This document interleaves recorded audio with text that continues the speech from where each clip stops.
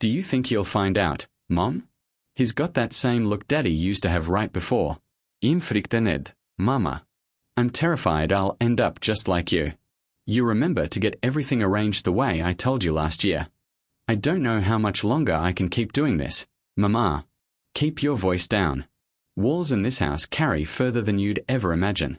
A full year of plotting her exit. A hidden account growing quietly in the shadows. And a husband standing just outside that door, saying absolutely nothing. But from that moment forward, nothing would ever be the same again. What was truly sitting inside that account, and who the real danger in this story actually was about to surface. My name is Marcus Bennett. I'm 42 years old, and for most of my life, I've held on to one simple belief. A decent man doesn't announce what he carries. He just carries it. That conviction guided me through 16 years of marriage, through 3 deployments overseas, through a career built entirely on keeping other people out of harm's way while I quietly managed my own private storms at 2 in the morning. It's the belief that let me smile through Sunday dinners without once mentioning the things that robbed me of sleep. It's also the very belief that almost cost me everything. Some evenings, long after Serena had drifted off beside me, I'd lie there turning over fragments of those deployments in my mind. Not the loud moments, the quiet ones. The particular heaviness of silence right before something went terribly wrong. The sound of my own boots on loose gravel at 3 in the morning, half a world away from any bed. I never described those sounds to her. I told myself that keeping them out of our home was the same as shielding her from them. I understand now that those two things were never remotely the same. On a Friday afternoon in late October, I sat in my office on the 24th floor of a building in Midtown Atlanta, gazing out over the city skyline, holding a pen above a set of divorce papers my attorney had drawn up earlier that same week. On my computer screen was a contract I had just finalized, a 2-year security consulting agreement worth $340,000. The biggest professional victory of my entire career. Folded inside my jacket pocket was the very reason I'd called that lawyer in the first place. A bank statement I had stumbled across only days earlier, for an account I never knew existed. My wife's name was on it. So was a balance of $47,000. Sit with that for a moment. A man who had spent his whole career uncovering what other people were trying to conceal. And I never saw this one coming. Not even slightly. But here's the part that still keeps me awake some nights. That account wasn't the strangest thing I discovered that week. It wasn't even the saddest. Before I tell you how a man who once cleared buildings for a living got blindsided inside his own home, let me take you back to earlier that week. Because by the time I called that lawyer, my wife had already been mapping out her departure for far longer than I understood. I just didn't know it yet. It had all begun on a Tuesday evening. Atlanta does something peculiar in early autumn. The light takes on the color of weak tea, and the air starts carrying a chill that reminds you winter isn't far off. I'd left the office around 6:45, driven south along Peachtree Road with my window cracked the way I always did after a long stretch of work, and arrive home on Oakwood Drive in Decatur a little past 7. The porch light was off, not unusual. Serena liked to keep the electric bill low, one of 100 small habits left over from a childhood where money never stretched quite far enough. I let myself in, hung my coat on the hook near the door, and stood a moment in a kitchen that felt too quiet. There was a sandwich on a plate on the counter, wrapped in plastic, already gone cold. Turkey the way I liked it, mustard instead of mayo. Beside it, a note in Serena's handwriting. 4 words. Don't wait up for me. I read it twice, the way you do when 4 simple words don't quite add up to the woman who wrote them. Serena signed almost everything with a small heart beneath her initial. Grocery lists, birthday cards, even the sticky notes she'd leave about the mail. This one had nothing beneath it. I noticed. I allowed myself to believe it didn't mean anything. 16 years teaches you how to read the weight behind 4 words the way another man might read an entire letter. I unwrapped that sandwich and ate it standing at the counter, alone, past 10 at night, because some habits are older than the pain that comes with them. That's when I started looking. Not out of suspicion exactly. More the same instinct that had kept me alive on deployment and kept buildings secure on the job. Something in that house felt off. The way a room feels off when a door that's always shut is suddenly open a crack. I found it in the bottom drawer of my desk in the study, the one I hadn't opened in months. Underneath old invoices and expired warranties was a folder I had no memory of making. Inside were years of my own bank transfers. Money sent to Serena for her marketing business startup. Money quietly directed to her mother, Gloria Davis, for bills Serena never wanted to bring up at the dinner table. 5 years of figures laid out in my own handwriting. Evidence of everything I'd shouldered without ever once raising the subject. My hand stayed steady as I read through it all, the kind of stillness you drill into your body until it outlasts whatever's churning beneath the surface. It wasn't until I closed that folder that the trembling finally caught up with me. In my fingers first, then my jaw, then one long, measured breath I had to draw before I trusted myself to stand upright again. And there, near the bottom of everything, was a statement for an account with Serena's name on it that I had never once laid eyes on before. Opened 8 months ago. Balance, $47,000. I sat on the edge of that desk for a long while that night, not furious, just exhausted in a way that goes bone deep. I thought about every dangerous overnight shift I'd taken on the south side of the city that I never told her about. Every quiet sacrifice I made because I believed that was what a faithful husband does. I thought I understood my wife. I believed 16 years had taught me every corner of her heart. 3 days later, I sat in a lawyer's office on the 24th floor and had the papers drawn up. Not out of rage, out of sheer weariness. A man can only carry a secret so long before he stops trusting his own home. I thought I knew my wife. Turns out I hadn't even scratched the surface.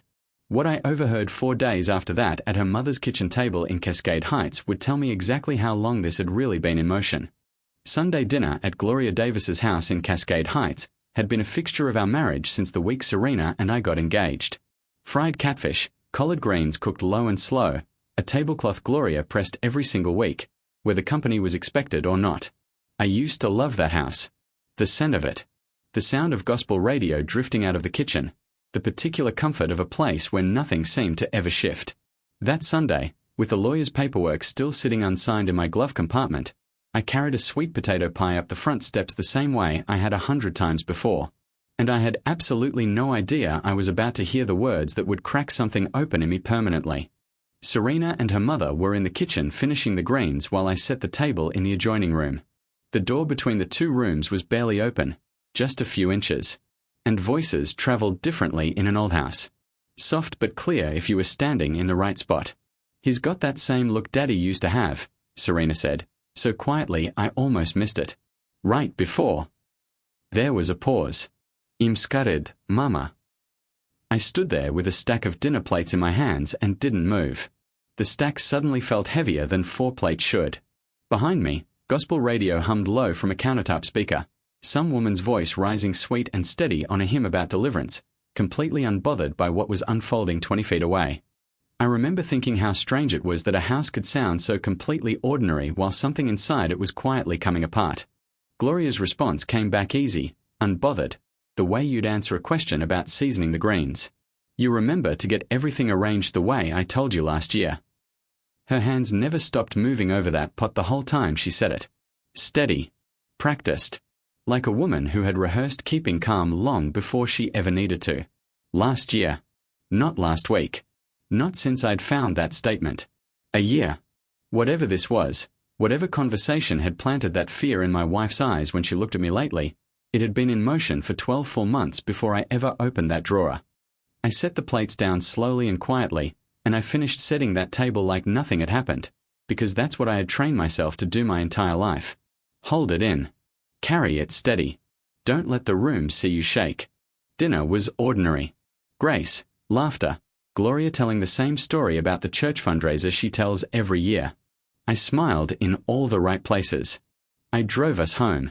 Peachtree Road was quiet that evening, the city lights spreading out ahead of us.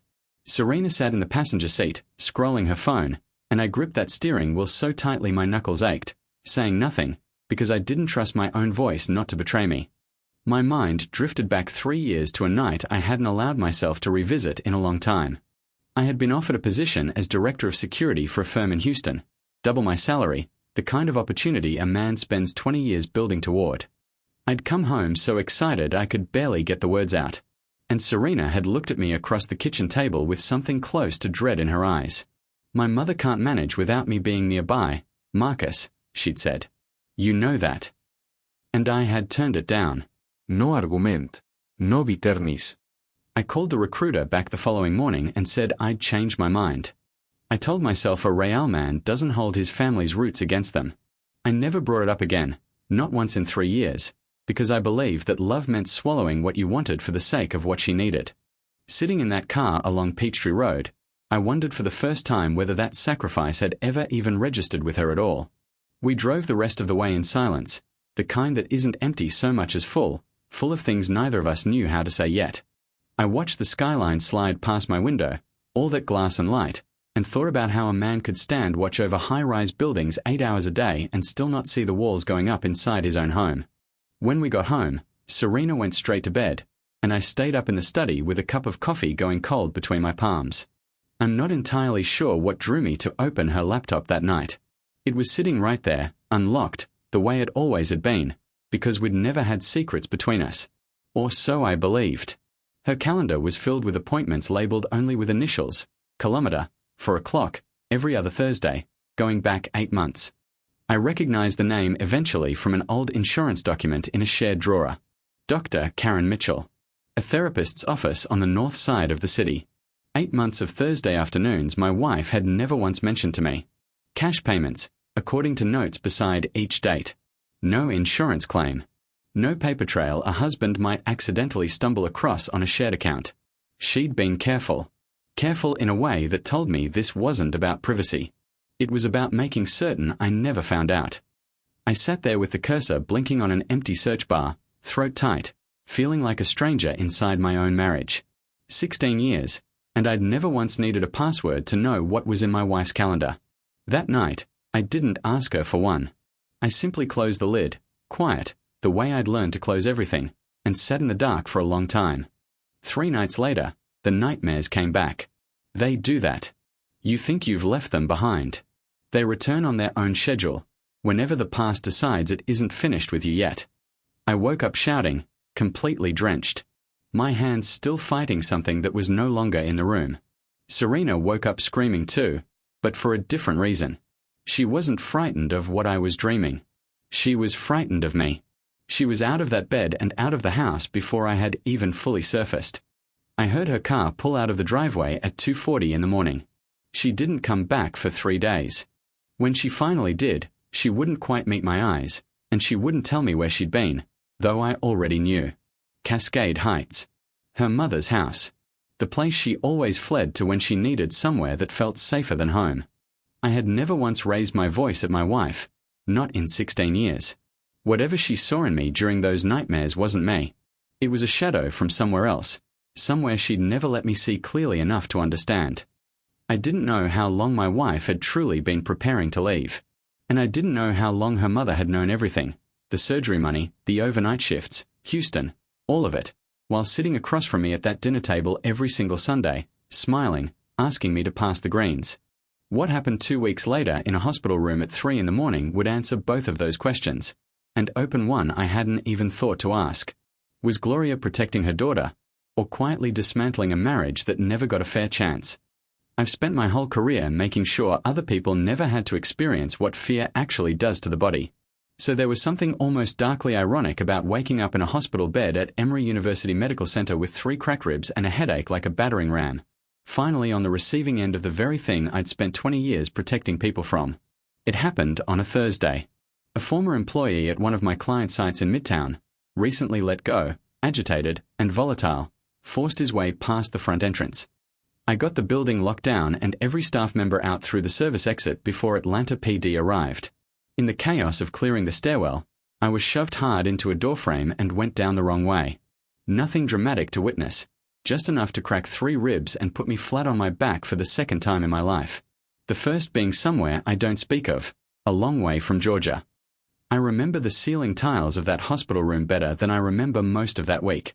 White, with a water stain shaped vaguely like the outline of a coastline. I remember counting them because it kept my mind off the pain, and because it was easier than thinking about anything else. For a brief moment, my mind slipped backward, unbidden, to a different ceiling. Corrugated metal. Harsh fluorescent light. The smell of antiseptic doing nothing against something worse beneath it. That memory surfaces sometimes on its own. Whenever my body recalls what stillness under pain actually costs, I let it pass the way I always did. I counted tiles instead. Serena arrived around 6 that evening. I heard her before I saw her, the specific sound of dress shoes moving too quickly down a hospital corridor. And when she came through the door, her face just broke. She hadn't seen me like that in a long time. Maybe ever. Not truly. I'd always been the one standing at the entrance with keys in hand, the one who checked the locks twice, the one who made her feel like nothing harmful could get through as long as I was standing in front of it. Now I was lying flat under a thin hospital blanket with an 4 in my arm. And for the first time in 16 years, she was looking at a man who couldn't protect anyone, including himself. She sat down in the chair beside the bed and cried without attempting to conceal it. "I'm so sorry," she kept saying, though I didn't yet understand exactly what she felt she needed to apologize for. Her phone buzzed on the small rolling table between us. I wasn't trying to look, but the screen lit up brightly in that dim room, and the notification sat there just long enough for me to read it clearly before she grabbed the phone and turned it face down. Safety plan. Reminder. Documents ready for attorney review. My pulse didn't spike the way you might expect. It did the opposite. It slowed, careful, deliberate, the exact rhythm I used to talk myself through the worst 30 seconds of a job gone wrong. Whatever was coming, I needed to hear all of it clearly, not through the haze of my own reaction. This wasn't a folder of vague notes. These were documents sitting on my wife's phone like something carefully constructed over time, with an actual attorney attached. The way you'd build a case, not rescue a marriage. I didn't say anything right away. I just watched her face as she understood what I'd seen. Watched the color drain out of it entirely. The way it does when someone knows there's no talking their way back out of a moment. "Serena," I said, quietly. "What is that?" She was trembling by the time she answered, her hands wrapped around a paper coffee cup like it was the only steady thing left in the room. "I'm terrified I'm going to end up repeating my mother's story," she said. "I've been scared of it for a long time, Marcus." I didn't know how to say it out loud. I lay there in that hospital bed and let that sentence settle over me. And beneath the hurt, something else began surfacing. A memory I hadn't allowed myself to examine too closely in 2 years. Gloria's heart surgery, a coronary bypass, performed quietly at a hospital on the north side of the city, paid for almost entirely out of a savings account I'd built specifically for emergencies no one else knew about. I had told the billing office not to send a single piece of paperwork to our house. I told Serena her mother's insurance had covered more than it actually had. I did it because I loved that woman like she was my own mother, complicated as things sometimes were between us, and because I never wanted Serena carrying the weight of watching her mother's heart operated on while also worrying about how they would pay for it. I never told a soul. Not Serena. Not Gloria. Beyond a card I'd quietly slipped into her hospital bag that she probably never even connected to me. And now I was lying in a bed of my own, learning that while I had been quietly supporting my wife's entire family without seeking a shred of recognition, she had been carefully constructing an exit with a lawyer, month after month. Protecting herself, she said, from a version of me that existed only in her fear, not in anything I had ever actually done. "I am not your father," I said finally. My voice came out rougher than I intended. "I have never once raised a hand to you. Not once." "I know that," she said. And she meant it. I could see that she meant it. But knowing it in my head and believing it in my body have never been the same thing for me. Not since I was 7 years old. Her fear had never truly been about me. It was about a 7-year-old girl who had learned that love could turn dangerous without warning, and who grew into a woman whose body still trusted old alarm signals over 16 years of quiet, unbroken evidence to the contrary. That hidden folder wasn't cruelty. It was control. The only form of safety she had ever been taught actually worked. That was the first time in 16 years my wife had said anything close to the truth about her childhood out loud. It landed heavier than any accusation could have. I didn't have the strength that night to ask everything I wanted to ask. The pain medication was pulling me under, and there is a particular kind of exhaustion that comes from finally grasping something you should have understood years earlier. I simply reached over, slow, careful, my ribs protesting with every inch, and took her hand. She let me hold it. She didn't pull away. But I could feel, even through that small gesture, how much distance still sat between us, built up over years that neither one of us had been honest about. Outside the window, the city kept moving the way it always does, indifferent to whatever is breaking inside a hospital room 11 floors above. I watched a single car trace a slow line along the avenue below and thought, absurdly, that even cars know better than to stop moving once they've started.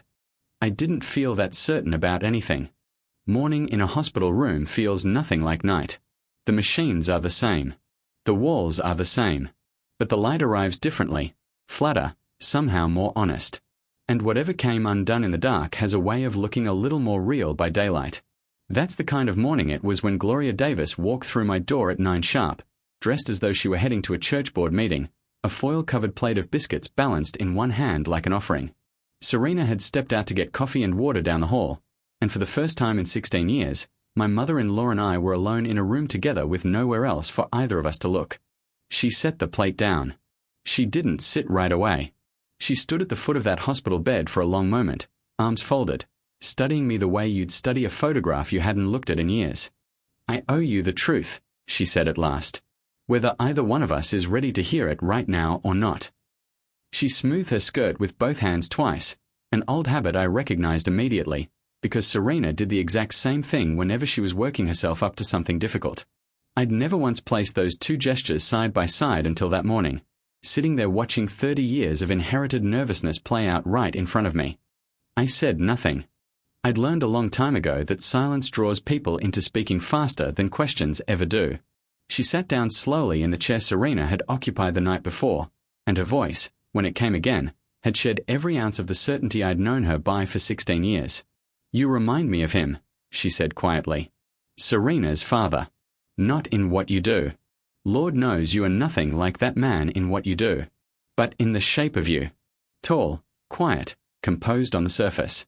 That's exactly what he looked like the year before he revealed who he truly was." She looked down at her own hands. "I pushed my daughter away from you because I was terrified of watching her relive my life. I have regretted it for 30 years, Marcus, and I have spent the last one making things worse instead of better." She said it the way people say things they've rehearsed alone, in a car, in a kitchen, in the darkness. Words worn smooth from being turned over too many times to still hurt on the way out. I felt something crack open in my chest that had nothing at all to do with the cracked ribs. "You knew," I said slowly, "about the surgery money, the night shifts, Houston." Gloria's eyes filled, and for the first time since I'd known her, she didn't attempt to hide it. "I knew all of it," she said. "I knew you paid off most of my hospital bill and told her the insurance had covered it. I knew about those overnight jobs on the South Side you never breathed a word about. I knew about Houston before you ever turned that offer down." She pressed her lips together firmly. I told myself I was protecting her, teaching her to stand on her own 2 feet, not lean on a man the way I once leaned on hers before he showed me exactly what that costs a woman. But I wasn't protecting her, Marcus. I was protecting myself from having to admit I'd been wrong about you from the very beginning. Serena walked back into that room right as her mother's hand found mine on top of the blanket, and she stopped dead in the doorway. This wasn't the same unraveling as the night before. That had been shock, quiet and cold. This was something warmer and harder in a different way. The sound of a family finally choosing to stop shielding one another from the truth. I watched something shift in my wife's expression. Not anger, something closer to recognition, as though she were finally seeing 2 pieces of her life connect that had never before been allowed to touch. She didn't ask what we'd been talking about. She simply walked over slowly, pulled the second chair close to the bed, and sat down between us. And then, for the first time in 16 years of marriage, my wife told me the truth about her childhood without stopping herself halfway through. She told me about her father, the warmth before the wedding, the control that came after, the nights her mother had locked them both in the bathroom of a house on the South Side until things went quiet again. She told me about being 7 years old and learning to read a man's mood by the sound of his key in the front lock, a skill no child should ever have had to acquire. She told me she had spent her entire adult life terrified that loving a strong, quiet man meant she was walking directly back into the life her mother had barely survived, and that every silence I had ever offered her, meant as respect, had landed on her instead like the stillness before something worse arrived. I built that safety plan because I was afraid of a man who has never once given me a real reason to be afraid of him, she said, her voice breaking. And I let that fear rob you of every ounce of credit you deserved for everything you were quietly doing for this family. Gloria reached over and took her daughter's other hand. And for a moment, the 3 of us simply sat there in that bright, daylit room. 3 people who loved each other deeply, and had spent years shielding one another from truths that needed speaking out loud a long time ago. "I am sorry," Gloria said again, this time looking directly at me. Not the kind of sorry people offer to close a conversation. The kind that had needed saying for a very long time. I didn't have a clean response to that. I'm not certain one exists. I simply held both their hands, one on each side of me, and let the silence do what 30 years of quiet never could. We cried. All three of us. In a hospital room in the city, with cold biscuits going stale on the rolling table and the machines beside my bed keeping their steady rhythm through all of it. It wasn't the kind of crying that repairs everything. It was the kind that finally starts clearing space for something to be repaired. I had entered that hospital 2 days earlier believing I had already lost the most important thing in my life. Sitting there with my wife on one side and her mother on the other, both of them finally speaking the truth after decades of silence, I understood something different. I hadn't lost my family. I had simply never been allowed to see them clearly.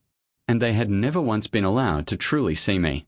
They discharged me from the hospital on a Sunday, 3 days after that conversation with Gloria, with instructions to rest and little else. Serena drove me home to Oakwood Drive, slow and careful, the way you drive someone made of glass. Neither of us said very much on the way. Decatur rolled past outside the window. Kids walking home from Sunday service in their finest clothes. An elderly man sweeping his porch like it was any other morning. I remember thinking how remarkable it was that the whole world continued its ordinary Sunday while mine hung somewhere between ending and beginning, and nobody outside that car had the faintest idea. When we got inside, I spotted the suitcase before she could put it away. It was sitting at the back of our closet, half zipped, clothes folded inside it with a kind of precision that told me it hadn't been packed in a hurry. It had been packed with time to think. Weeks, perhaps longer. Serena caught me looking and didn't try to explain it away. I've walked past that closet 3 times a day since you got home, she said quietly. I know I should unpack it. But I think some part of me isn't ready to touch it yet. Because touching it means acknowledging how close I actually came to using it. Something in me wanted to ask how long it had been sitting there, half-zipped, waiting. I didn't. Some questions, I was beginning to understand, don't need answering as much as they need to finally stop being avoided.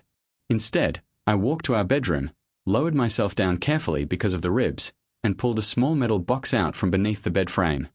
I'd kept it there for years, a fireproof box the size of a shoebox. The sort of thing a cautious man keeps without ever expecting anyone else to look inside. I set it on the bed between us and opened it. Inside were my own records, the same folder of transfers I'd discovered the week everything began unraveling. Years of quiet support documented in black and white. But near the bottom, inside an envelope I hadn't opened in 3 years, was something I had nearly forgotten about entirely. A card from Gloria, handwritten, dated 3 years back, not long after her heart surgery. Serena picked it up before I could stop her, and I watched her read it, her hands going still halfway through.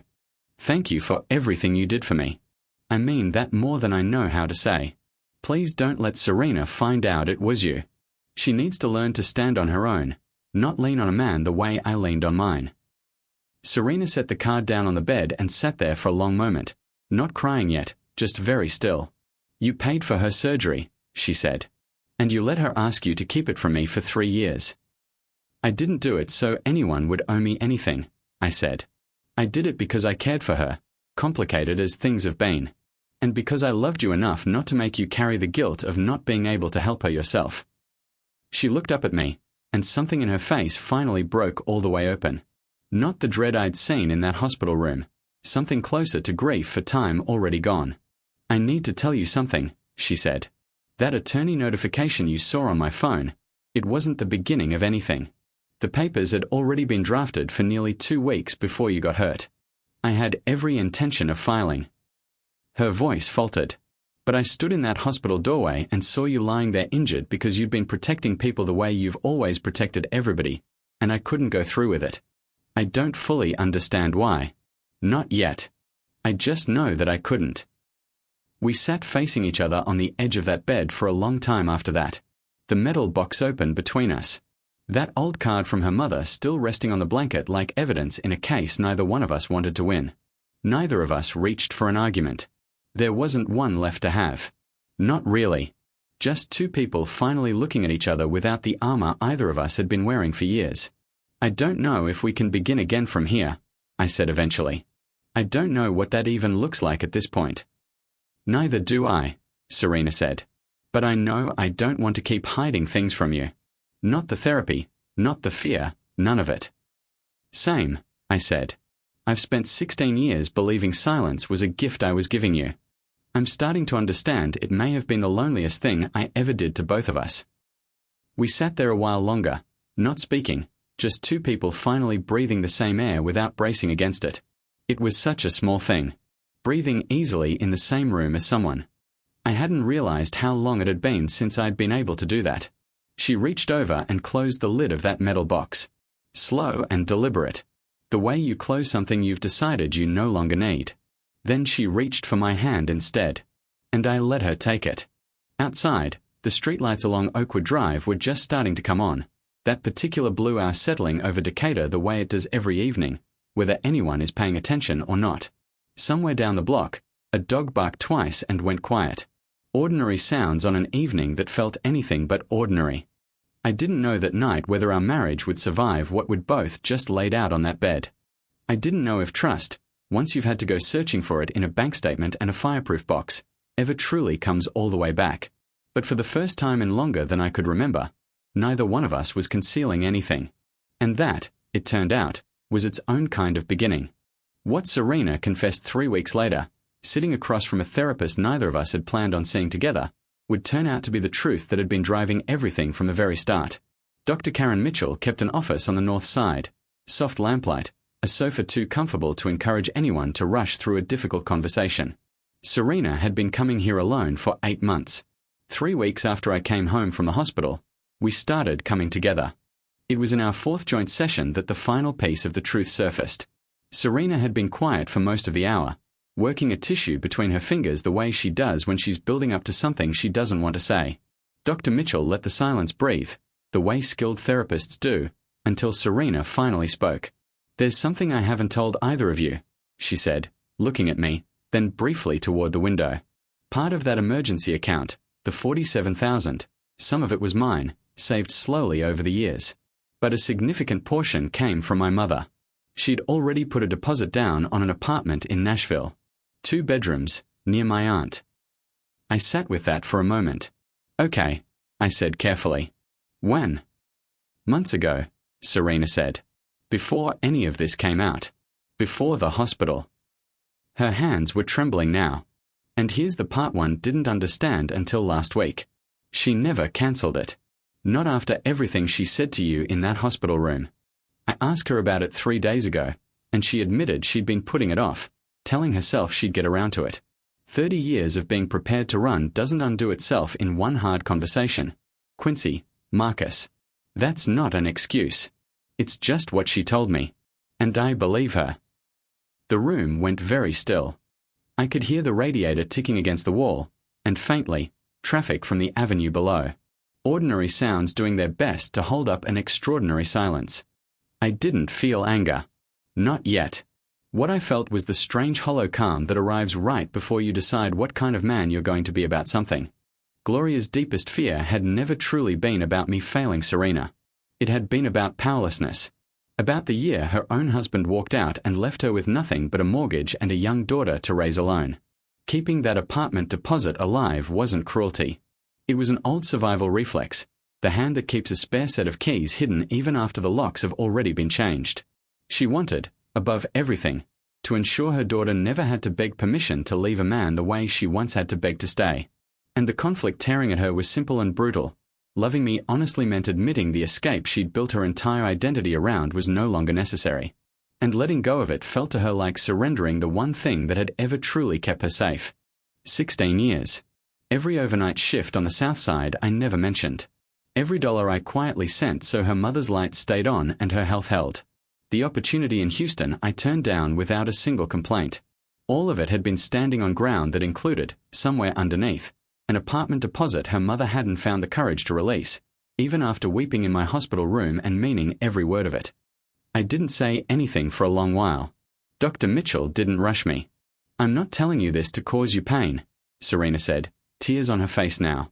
"I'm telling you because I finally understand what I almost let happen to us, and I can't carry it alone anymore. Here's what I want you to understand about that moment.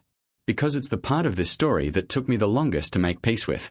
My first instinct, the old instinct, the one that had kept me quiet for 16 years, was to swallow it, forgive it privately, and never bring it up again. But I had learned something in that hospital bed that I wasn't willing to unlearn. Silence hadn't protected my marriage. It had nearly cost me everything. So instead, that Sunday, Serena and I drove to Cascade Heights together. And for the first time in 16 years, we sat across from Gloria Davis as a united front, not two people she could manage separately. We didn't raise our voices. We didn't need to. Serena laid it out plainly, the apartment, the timeline, the years of secrets kept in the name of protection, and asked her mother one question. Why haven't you let it go yet?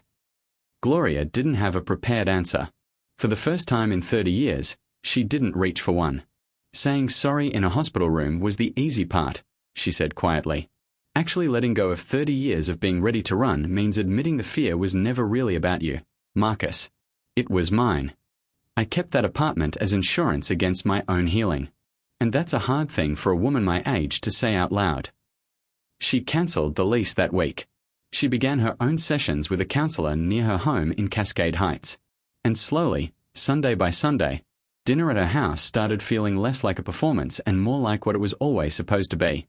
Serena and I still see Dr. Mitchell every other week. Some sessions are difficult. Most of them end with us a little more honest than we walked in.